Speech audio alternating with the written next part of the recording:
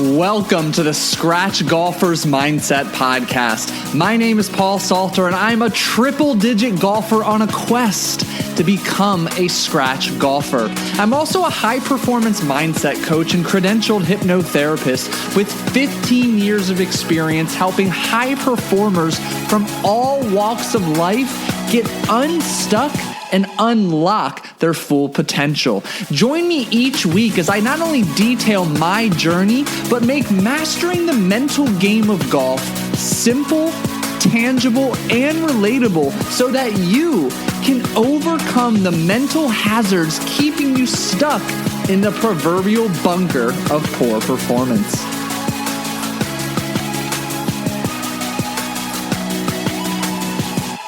Hey, fellow golfer, welcome back to another episode of the Scratch Golfer's Mindset Podcast. I'm your host, the golf hypnotherapist, Paul Salter, and I'm excited to unveil the first installment of a series on the podcast that's entitled Journey to Scratch. And this series, obviously, will detail and cover more in depth my journey after taking a 15-year hiatus, a vacation, if you will, from the game of golf, and really covering every aspect of the mental, physical, technical, and emotional aspects as I approach and arrive at my goal of becoming a Scratch golfer. And after, I believe, 13 podcast episodes to date, I had the clarity finally, even though it was slowly in the works. It really hit me this past week that rather than trying to cram valuable coaching and education alongside updates on my own journey chasing Scratch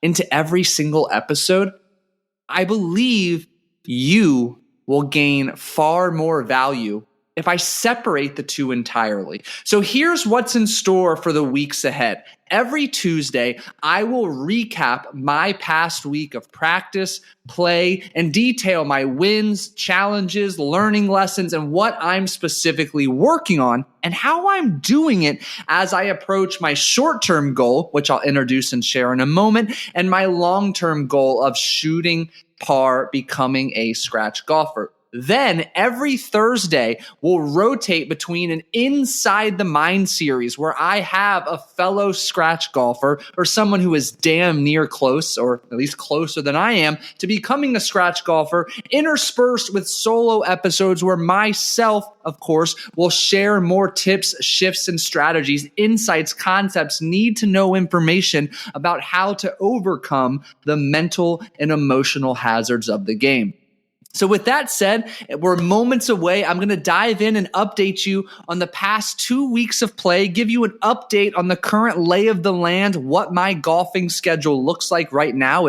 I believe it is, July 15th as I am recording this episode. And we'll also dig into my last 4 rounds, which, by the way, I am logging and actively tracking on the Grint, that app. So I am still learning a little bit more about how to use it. Bear with me. I'm literally pulling it up on my end. But I want to extend the invite. If you would like to follow me on the Grint, Paul J. Salter 07, I'll post that in the show notes. Hey, you're more than welcome to follow along on my journey. And the last point I want to share is this. I'm conducting research to better understand how I can provide you with the concepts, the content and education you need to shoot more pars than bogeys. I want to learn more about your challenges and fears, your desires and goals related to the game of golf so that I can create content that impacts you and your game at a much deeper level. So my ask is this: if you currently have a double-digit handicap and you're determined, like seriously determined to break 90, or break 80, I would love the opportunity to hop on a quick Zoom call to ask you a handful of questions. If this is something you are open to, I'll include the link in the show notes where you'll have the opportunity to jump on a call with me. I'm going to find this immensely valuable, and really at the end of the day, it's going to help me to better serve you. So again, if you're interested and willing to hop on a quick call with me, I would greatly appreciate it. The link to do so may be found below in the show notes. Now, without further ado, let's go ahead and dive in. Again, the first installment of Journey to Scratch. And really, I believe the overarching theme of these particular episodes every Tuesday was born out of a discussion I saw and participated in on Twitter. Now, I'm not going to call the person out by name only because he's coming on the podcast really soon and we're going to dig into it really deeply. And I want it to be a fresh perspective. And I want you to have no information about this individual coming on to or leading up until that episode. So he'll be recording with me on the 25th and that episode will go live shortly. But he is someone who has a long history of competitive golf. And he posted something. And now let me preface, he is a golf mental coach. He's a host of a golf mental game podcast. Hell of a dude, a lot of respect for him. Can't wait to get to know him more as we record a podcast together. But he posted a picture with a caption that more or less said, this is me 10 years ago, spending 8 hours a day on the range, hitting thousands of balls. And as you can imagine, the comment section on his post was filled with thoughts and expressions of defeat and frustration, almost this general sense of fuck, like why bother? I don't have the time to put that many hours in on the range. I don't have the time to hit 1,000 balls day after day, week after week. If that's the only way to achieve my goal of breaking 80 or becoming a scratch golfer, maybe this game isn't for me. So I asked him, and I dropped a comment in that post, and I said, knowing what you know now, what would you change about your approach back then? And he responded by saying that this was the way he thought and still feels is best to achieve his goal. And I will be very frank. I am not at his level of golf. I have not been in the game of golf nearly as long as him. But my brain over here is really questioning, there's got to be another way. I'm calling bullshit on this, and maybe I'm naive, and maybe I'm going to be humbled and eat a couple servings of humble pie, and I'm open to that. I'm really okay, and I know I'm going to learn and discover what works best for me on my journey, and I'm going to continue to share everything I learn with you. But I feel there's another way. I feel if you want to break 90, break 80, and even become a scratch golfer, you don't need to spend hours and hours and hours on the range. I believe there is a massive advantage from doing some of the deep mental and emotional work to help you overcome some of the biggest mental and emotional hangups so that you can accelerate and improve at a much faster rate without having to reinvent your swing every 3 months or feel like you need to invest thousands of dollars and hours on the driving range. I think there's another way. And I'm here to test it as N=1, the guinea pig, on how you can speed up your goal, achievement of that goal of breaking 90, breaking 80, and becoming a scratch golfer. So that's what I intend to do. I'm going to lay out where I'm at in my golf journey, the amount of time I am pouring into the game of golf right now, and where I'm going in route to becoming a scratch golfer. So every week I'll start highlighting what I accomplished and what I experienced the week before. And to give you a lay of the land, here's where I'm currently at. Every Friday, I'm playing a full 18 rounds. I'm rotating through a few local courses in the Tampa-St. Pete area, and I'll expand to a greater area. I mean, there's so many to play here. I just played in Clearwater last week. Based on who I'm playing with, if you're local, I'd love to play around with you. Just let me know. Hit me up on Instagram or drop me a message on Twitter. But with that said, every Friday, I'm playing a round of 18.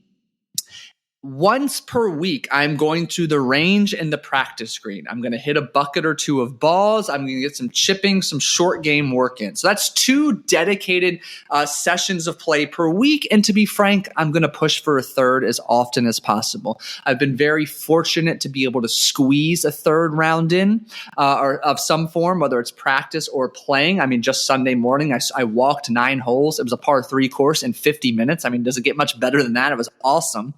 But that's where I'm at, 2 to 3 times per week. Now, I already have a rock solid gym routine in place.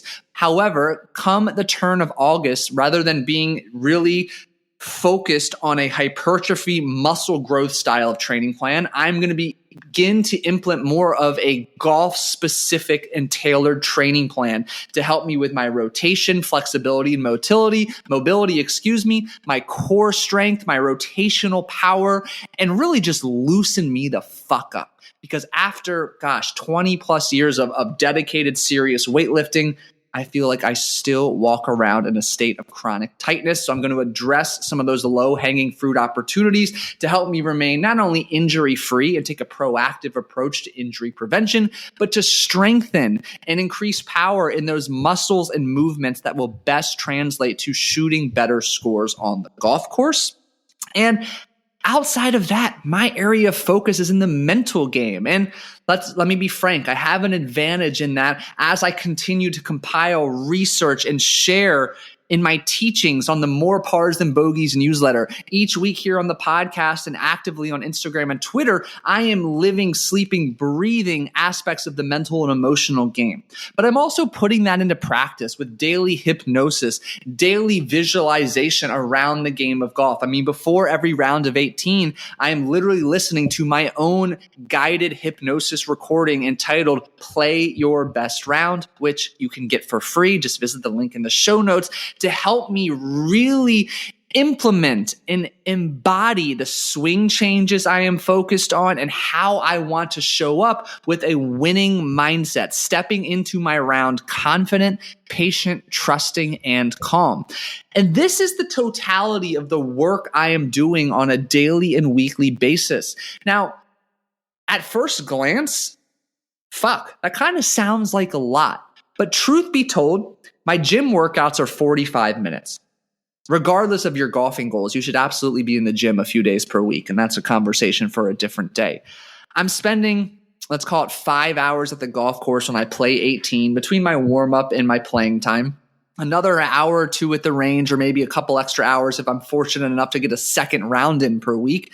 But all the daily mental and emotional work, it's 10 to 20 minutes a day. It's not that much. And you have 10 to 20 minutes per day. You can, sans without your Instagram, Facebook, and TikTok scrolling, choose not to binge another episode on Netflix or get stuck down the YouTube rabbit hole. You have opportunity here.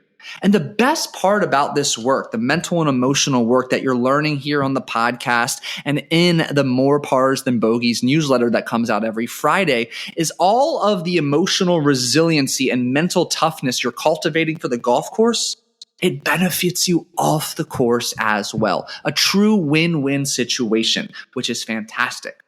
So with that said, let's dig into my last 2 weeks. We've got 4 rounds, and you'll notice if there's some slight pauses here. I'm just pulling up the Grint app so I can pull up my scorecards and walk you through some of my rounds. And what I really would love to do is just begin with this announcement. I fucking broke 100. I was stoked. Shot a 99 the other day playing with a gentleman and good friend who will inevitably become my brother-in-law here in the next year or so. Shot a 99. This guy shot a 93, I believe. I freaking killed it. It was such an awesome round, but absolutely stoked. So I've got 4 rounds in the last 2 weeks. I shot a 99 at Heritage Harbor Golf and Country Club, a 105 at Rogers Park, and a 104 at Cove K. And then I shot a 33 on 9, a par 27 for that 9 holes. But boy, was I on fucking fire yesterday. Things are coming together. And as I think about this overarching goal of becoming a scratch golfer, I know that it is a goal that is down the road. And in order to keep focused and keep prioritized and keep energized with the utmost of intention of improving every single week, I need a shorter term goal to focus on. And my goal that I'm announcing with you and the podcast listeners of the world is to break 90 before November 13th, 2024. So as of today, I'm about 4 months away. I need to break 90 by then, and I absolutely will as I continue on this pace of consistent practice, play, and managing my emotions and my attitude on and off the course. And as I got to set this goal and I'm really reflecting on these 4 rounds I played, like, let me be very frank. The 3 rounds of 18, there were a handful of mulligans in there. Like, let's not hide anything. In the round of 9 holes I played yesterday, there was one single mulligan that, to be frank, I'm not sure actually helped me gain a stroke, but it is what it is. I want to be truthful. And it got me thinking. I had the pleasure of playing a round of 18 with Mr. Chris, I hope I don't butcher your last name, Chris Ardolina.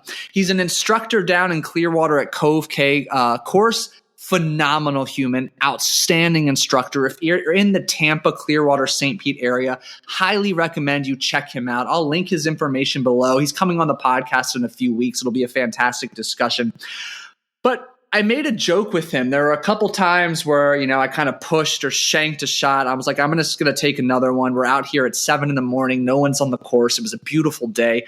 And, then I would just fucking pipe the next shot right down the middle. And I was like, man, I swear, if I played 2 balls every hole, I'd shoot a 55 with one of them and a 45 with another. And he's like, yeah, the classic 2-man scramble. And it got me thinking, early on in our journey, I feel like sometimes, and maybe this is just my perspective, there's a little bit of I don't know if it's a stigma for using mulligans. We've got the breakfast ball that turns into the breakfast ball per hole. And before you know it, at the end of the round, you've used 10 to 20 mulligans. And it's like, what's your real score? Yet, on the other hand, when you are early in your journey, it's a game of fucking reps. And every chance you get, if you can squeeze in an extra repetition, why not? Well, further convoluting the situation is pace of play. If you're playing with a 2-some, 3-some, or 4-some, and you've got a group waiting behind you, okay, maybe once you get your breakfast ball or your mulligan, but at that point, you don't really have an opportunity to squeeze in extra shots. And you have to recognize there is a fine line, and I'm aware of this, of when it is and when it's not appropriate to take an extra shot, to get an extra practice rep in. And even if you don't count that second shot towards your score, just going through the motion of slowing down, addressing what it is you misprepared for or didn't do a good job of with the previous shot that was a mistake or a poor outcome, it's just a chance to ingrain another proper rep, another proper execution of your pre-shot routine. But the reason I'm bringing this subject up is I've had to start contemplating where I'm drawing the line. If I truly want to shoot and break 90, or when I do, it needs to be a perfectly clean round. No mulligans, no breakfast balls, no redos or second attempts. Yet, I want to squeeze in as many competition-like practice reps as possible. So my invitation to you, and this is something I'd love to discuss, so feel free to drop a comment on Instagram, shoot me an email, paul@unstuckyourselfmindset.com, or hit me up on Twitter, Pars Over Bogeys. Where do you fall on the topic of using a mulligan, hitting a second shot, a little 2-ball scramble, if you will, during your rounds? And as I've started thinking about it, I'm trying to get out at the crack of fucking dawn, 6:30, 6:45 in the morning, go get a round in. Sometimes it works best on the weekends with my schedule and commitments. If I'm playing by myself, I'm going to take a couple extra shots. Absolutely. Even if I'm playing with just one other buddy, I'm going to squeeze a few in right now to get as many reps as possible. Yet, I am going to make it an intentional commitment once every other week, 2, maybe 3 times a month, and maybe it ultimately becomes once a week, that at least one round per week where I'm at in my journey, not a single mulligan or breakfast ball is taken. That way I continue to get an accurate reflection of where my scoring is, so I can understand and prioritize where I need to make improvements. And I'm curious to know where you fall on the line. I feel like for me, the first couple of months when I was getting back into this, like there were some jokes, yeah, I'm taking a mulligan, but I felt a little pressure and a little bit like, a little judgment. And maybe that's all in my head, or maybe you felt that way as well. But I'm inviting you, wherever you are in your journey, unless you have competitive aspirations, take the fucking mulligan. Have fun. This is a game to be enjoyed and fun. And you and I both know how indescribably intoxicating it is when you hit the sweet spot and launch that sucker exactly as you intended. So that's where I'm at on the 2-ball scramble. It will not be a focal point in my practice and ramp up as I prepare to break 90 by November 13th, but it's definitely something I will use just as a tool to accelerate progress. And with that said, I want to start talking a little bit more as we wrap up this episode about my past 4 rounds. So like I mentioned, I played 4 rounds, a 99, 105, 104, and then a pretty solid, true as they come 33 on a par 27 yesterday. And as I always encourage you to do with a quick post-round reflection, what went well, what could have gone better, what did you learn, what are you taking away to work on, I want to share with you where I'm at in my journey, what I learned about my game the last couple of weeks, and what I'm focused on moving forward. First and foremost, I'm a lot more confident off the tee box than I was 2-3 weeks ago. My 3-wood is that one club where if I could only use one club all day, every day, it would be my 3-wood. But for whatever reason, just the grip, the weight, the feel of that club in my hands, I'm very confident. 220, I've even hit it up to 265 down the middle off the tee box. That is my go-to. So I'm thrilled to start being able through repetition to identifying my go-to clubs. And those clubs for me are my 3-wood, my pitching wedge. It's really a utility wedge, as well as my 3-iron. Now, you'll notice I'm lacking a gap between my pitching wedge and my 3-iron. I'm still working on finding that club that, without a doubt, in any situation, I can hit it consistently and in the direction and at the distance I desire. And that's going to come through more repetitions, and I'm aware of that. The 7-iron is really starting to move in that direction. And it's not to say I am uncomfortable with the other clubs, but if I'm to pick up my 3-iron, my 3-wood, or my utility wedge, I'm confident I know exactly where, how to hit the ball, and I can swing true with the utmost trust, free of any swing thoughts, and hit that ball to the best of my ability. So very proud about where I am there. I also feel I am doing really well, starting to grow comfortable and confident hitting a 5-wood out of the fairway, or even, a little bit of deeper rough when I am on some of those longer holes and have about 220 or further to the hole. And that's just another tool in the tool belt. But I recognize, since I'm already hitting my 3 and my 5 so well, I'm not going to overly prioritize training hitting my 5-wood and using these fairway woods. Right now, I need to continue to focus on my short game. And that's where I'm at, continuing to focus on the short game. I had a big lapse in putting speed the last couple of weeks. It cost me dearly. To be frank, I was just leaving putts 10, 15 feet short. Anything outside 25 or 30 feet was kicking my ass. So this past week, I spent a lot of time practicing that. The way that I practice that is, rather than even aiming for a hole, I measure out or eyeball about 25 to 30 feet from the middle of the green to the fringe. I place the ball in the middle of the green, and I'm trying to land right on the cut from green to fringe. So I'm not even worried about the ball going in the hole yet. I'm just practicing my speed and my ability to gauge distances. And once I do that, then I flip around and start putting towards the hole. So that's a drill I've started to work on. I felt it paid off a lot yesterday when I played 9. I spent about 20 minutes warming up with chipping and putting, and I believe I only had one, I'm going to look right now, I think just one 3-putt the entire round yesterday.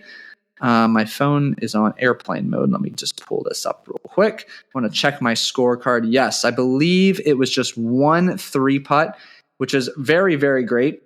I had a couple 1-putts yesterday as well. So really, really good there. And then the biggest opportunity for growth is still deciding what to do when I am between 30 and 70 yards. And what I mean by that is, I know I hit my 52 about 95 to 105. I hit my 60 about 80 to 95. But anything less than, I'm still having difficulty learning, do I need to choke up on the club a little bit, or do I need to shorten my backswing? And Chris, who I mentioned earlier, gave me some wonderful feedback. Instead of slowing down my swing, which I was doing, I was still taking a full swing and trying to slow down, gave me some great feedback with these wedge shots to shorten shorten the backswing and then still be aggressive through my swing. And that's where I'm going to really pinpoint some focus as early as this evening. It's Monday the 15th as I read this, as I get out to get some practice in today. And as I look into the next week, we've got a round of 18 scheduled to be played on Friday. And outside of that, short course work. Rogers Park Golf Course in North Tampa has a par 3 9-hole course, and it costs a whopping $9 to play. So I expect to get many rounds in there. I can walk that in under an hour and just get quality reps on the short game while I continue to build confidence with my 9, my 8, and my 7 iron, as well as my short game wedges. And with that said, if you're in the Tampa, Clearwater, or St. Pete area and you're listening and you'd love to meet up for a round, hey, I'm just as interested too. Shoot me a message. Happy to make that happen. And with that said, that concludes the first installment of my journey to scratch. Again, this will be a new part of the podcast every Tuesday where I bring you up to speed on what's working, what's going well, and where I'm struggling, because I don't believe you need to spend hours on the course every single week to become a scratch golfer. And I hope to disprove that notion by sharing my optimized quality over quantity approach with a big emphasis on the mental and emotional game aspects as I accelerate my journey to breaking 90, 80, and ultimately shooting scratch. Thank you so much for listening. I sincerely appreciate it. If you found it valuable, taking 30 seconds to leave a rating and an actual review on Apple Podcasts or Spotify or wherever you're listening means the world to me, helps me get my podcast out to other avid golfers like you. And you and I both know when we all play better, we have more fun. And eventually, when we get competitive, maybe we start winning even more money, or at least earning a couple beers or meals from our buddies. What a great feeling. And again, if you are a double-digit handicap golfer right now, I'd love to have a quick conversation to learn more about your challenges, your fears, and your desires, as well as your goals, so I can better create content that helps you play your best. If you're interested, there's a link to schedule a call with me at your convenience in the show notes. And I'd love, to be frank, just to have the opportunity to meet you as well. Have a fantastic rest of your day, and I'll catch you in the next episode.